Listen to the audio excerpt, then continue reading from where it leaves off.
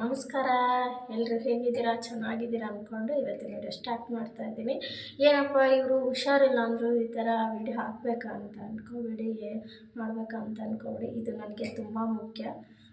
ಹಾಗಾಗಿ ಇನ್ನು ಮುಂದೆ ಕಂಟಿನ್ಯೂ ವಿಡಿಯೋ ಹಾಕೋಣ ಅಂತ ಅಂದ್ಕೊತೀನಿ. ಬಟ್ ಏನಾದರೂ ಒಂದು ಬರ್ತಾನೆ ಇರುತ್ತೆ, ನನಗೆ ಹಾಕೋಕ್ಕೆ ಆಗಲ್ಲ.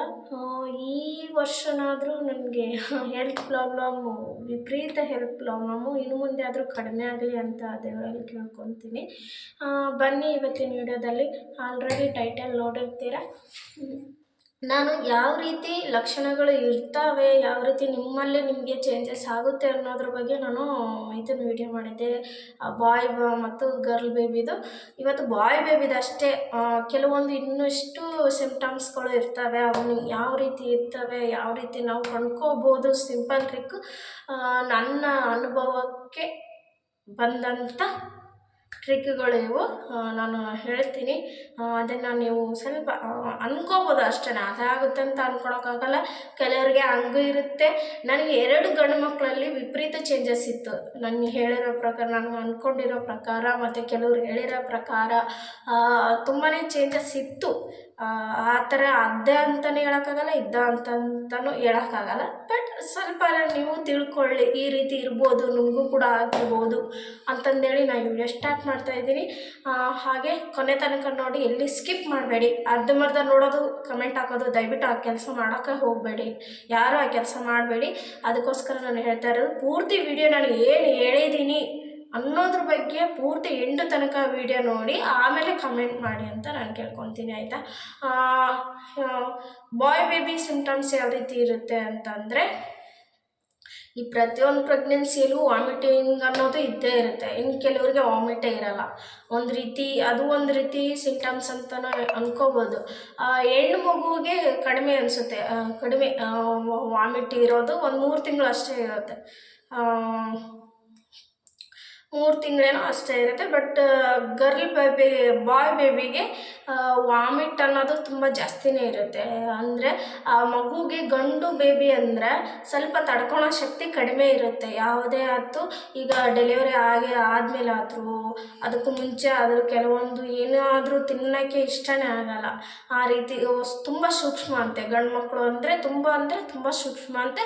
ಇನ್ನು ಕೆಲವು ಆ ರೀತಿನೇ ಅಂತಲೂ ಹೇಳೋಕ್ಕಾಗಲ್ಲ. ಈ ರೀತಿ ಸಿಂಟಮ್ಸ್ಗಳು ಕೆಲವರಲ್ಲಿ, ಒಬ್ಬೊಬ್ಬರಲ್ಲಿ ಒಂದೊಂದು ಥರ ಇರ್ತವೆ. ಅದನ್ನೇ ಇದೆ, ನನಗೂ ಅದೇ ರೀತಿ ಆಗುತ್ತೆ, ನನಗೆ ಆಗುತ್ತೆ ಅಂತ ನಂಬ್ಕೊಳಕ್ಕೂ ಹೋಗಬೇಡಿ.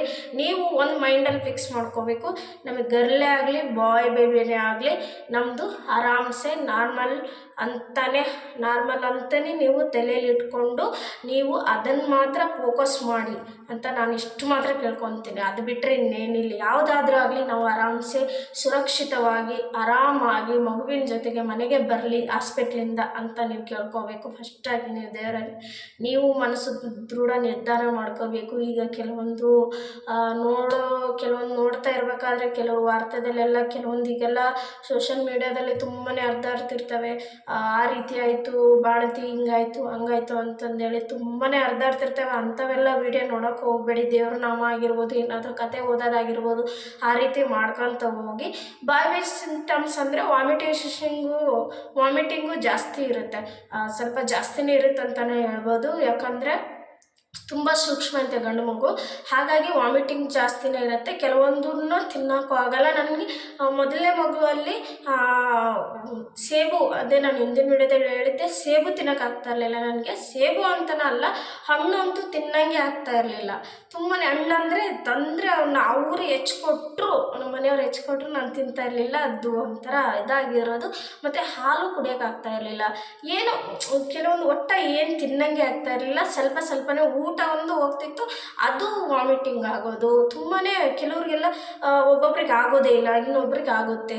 ಆ ರೀತಿ ಸಿಂಪ್ಟಮ್ಸ್ಗಳು ಇರುತ್ತೆ. ಎಲ್ರಿಗೂ ಒಂದೇ ಇರುತ್ತೆ ಅಂತ ಹೇಳೋಕ್ಕಾಗಲ್ಲ. ಬಾಯ್ ಬೇಬಿ ಮತ್ತು ತುಂಬ ಸೂಕ್ಷ್ಮತೆ ಇರೋದ್ರಿಂದ ಸ್ವಲ್ಪ ವಾಮಿಟಿಂಗ್ ಜಾಸ್ತಿನೇ ಇರುತ್ತೆ. ನಿಮ್ಮ ಹೊಟ್ಟೆ ಆಕಾರ ತುಂಬ ಎದೆ ಭಾಗದ ಹತ್ರ ತುಂಬ ಚಿಕ್ಕದಾಗಿರುತ್ತೆ. ಎದೆ ಭಾಗದ ಚಿಕ್ಕದಾಗಿ, ಹೊಟ್ಟೆ ಭಾಗ ಪ್ರೆಗ್ನೆಂಟ್ ಇರ್ತೀರಲ್ವ ಅದು ತುಂಬ ಚಿಕ್ಕದಾಗಿ ಕಾಣುತ್ತೆ. ಅಂದರೆ ಏನು ಪ್ರೆಗ್ನೆಂಟ್ ಇದಾರೋ ಇಲ್ವೋ ಅನ್ನೋ ರೀತಿಯೇ ಇರುತ್ತೆ, ಆದರೆ ಮಗು ಹೆಲ್ದಿಯಾಗಿರುತ್ತೆ. ಆ ಥರ ಅವ್ರದ್ದವರೆಲ್ಲ ಅದು ನನಗೆ ಅನುಭವನೇ ಅದು. ತುಂಬ ಡೆಲಿವರಿ ಆಗಿಂದೇ ಕಾಣಿಸ್ಕೊಳ್ಳುವಂಥದ್ದು ನನಗೆ ಕೆಲವ್ರು ಅಂದಿದ್ದು, ಅಯ್ಯೋ ಇವಳಿಗೇನು ಹೊಟ್ಟೆ ಪ್ರೆಗ್ನೆಂಟ್ ಇಲ್ಲ, ಸುಮ್ಮನೆ ಇದು ಮಾಡ್ತಾಳೆ, ಆಕೆ ಹೊಟ್ಟೆಗೆ ಮಗುನೇ ಇಲ್ಲ ಅಂತ ಹೇಳಿ ಮಾತಾಡಿದ್ರು ನನಗೆ. ಡೆಲಿವರಿ ಆಗಿಂದ ಎಲ್ಲರಿಗೂ ಕನ್ಫರ್ಮ್ ಆಗಿರೋದು, ಆ ರೀತಿ ಮಾತಾಡ್ತಾಯಿದ್ರು. ಅಂಥವ್ರ ಬಗ್ಗೆ ನಾನು ಅವಾಗ ಎದುರಿಗೆ ಅಂದರೂ ನಾನು ತಲೆ ಕೆಡಿಸ್ಕೊಂಡಿಲ್ಲ. ಯಾಕಂದರೆ ನನಗೆ ಮೈಂಡ್ಸೆಟ್ ಆ ರೀತಿ ಇತ್ತು, ನನಗೆ ಯಾರ ಬಗ್ಗೆನೂ ತಲೆ ಕೆಡಿಸ್ಕೋಬಾರ್ದು, ಯಾರ ಬಗ್ಗೆನೂ ಅದೇ ನಾನು ಹೆಂಗಿದ್ದೀನೋ ಹಾಗೆ ಇರಬೇಕು ಅಂತಂದೇಳಿ. ಮತ್ತು ಸೆಕೆಂಡ್ ಮಗುಗೆ ಅಂದ್ಕೊಡ್ಬೇಕಾದ್ರೆ ಅದೇ ಪ್ರಕಾರನೇ ಹೊಟ್ಟೆನೇ ಇತ್ತು, ಬಟ್ ವಾಮಿಟಿಂಗು ಸ್ವಲ್ಪ ಅದಕ್ಕಿಂತ ಸ್ವಲ್ಪ ಕಂಟ್ರೋಲ್ ಇತ್ತು. ಹಣ್ಣುಗಳೆಲ್ಲ ತಿಂತಿದ್ದೆ. ಇದೇ ನೋಡಿ ವ್ಯತ್ಯಾಸ ನೋಡಿ.